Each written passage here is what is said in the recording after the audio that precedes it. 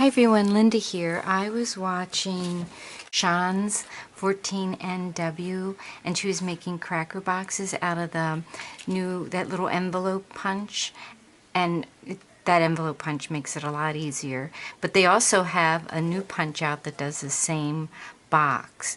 But I'm just going to show you what I did with a Spellbinder die cut. This is not the very smallest square, but next to the smallest square. So I've taken a piece of paper that's 8 by 6.5, and I scored it at 1.5, 3, 4.5, and 6, and then I went over it with pencil so that to help you see the lines. Okay.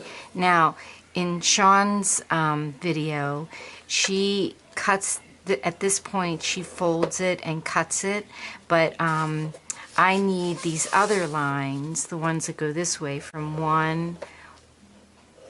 this is 1.5 to 2.5, and then I flipped it over and did the same thing on this side, and I need these lines to help me line up my die cut.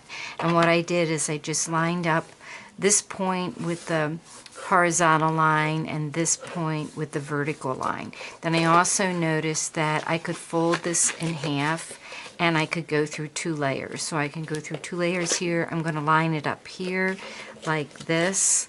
I'm going to put for me, horizontal points here, and vertical point would be right there. Okay, and then I'll go do that and I'll come back and show you. I'm just using some repositionable tape on there to so I can stick and re-stick it. So then after you have them all punched, then you go back and you make sure you have it folded. So it's going to get folded here, and that's at the 2-inch. Then it comes, this is the 1.5 inch. So you're going to fold it back up like that. And then you're going to fold it down like that.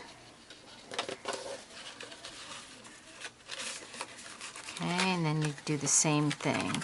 This goes in, and this paper's Graphic 45, some stuff that I had gotten at Tuesday Morning. It's really like the circus one, but I just thought this was so pretty. Okay, then you fold it down like that.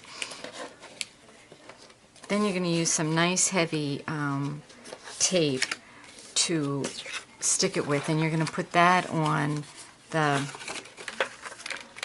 1/2 inch at the end here side. Just erase these.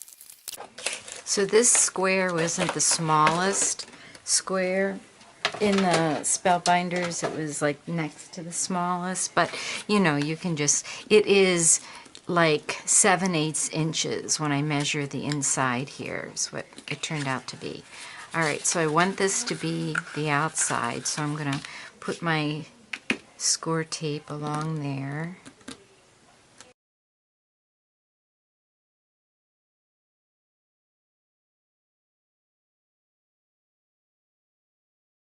So now the tricky part is just to get these lined up. So you want the edge lined up and you want the corner lined up like that.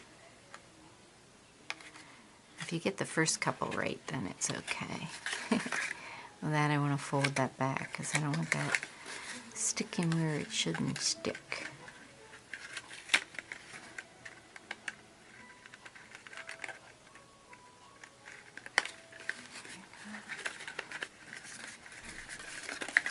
And I can guarantee if you use that punch, it would be a lot easier. I could probably find one of these on my silhouette too, but this was just too much fun to figure out. That's the way I do things. Okay, so pretty much that's it. Then all you have to do is tie ribbon around the end and decorate it the way you want. I have one decorated here like this, kind of Christmassy. It's Thanksgiving paper under there. And what I did was, like for this one, I tied the ribbon on, and then now I can fill this end. And because I don't know if the hole's as big as this on when you use that punch, but I used tissue paper. The gift that's in here I wrapped up in tissue paper and then put it in there. So there you have it. I hope this helps some of you that are trying to cut back on spending and still want to try to make these. I know there's die cuts. I'm sure there's a silhouette cut. And like I said, there's that punch that makes envelopes. You can use that to make it. They also have a new punch just to make this. So there's lots of different options, but this one's using some of the stuff that you maybe already have. You could probably even just use your square punch when you fold it like this, and just use your square punch to punch those parts out. All right, hope this helps some of you. Thanks for watching. Bye-bye.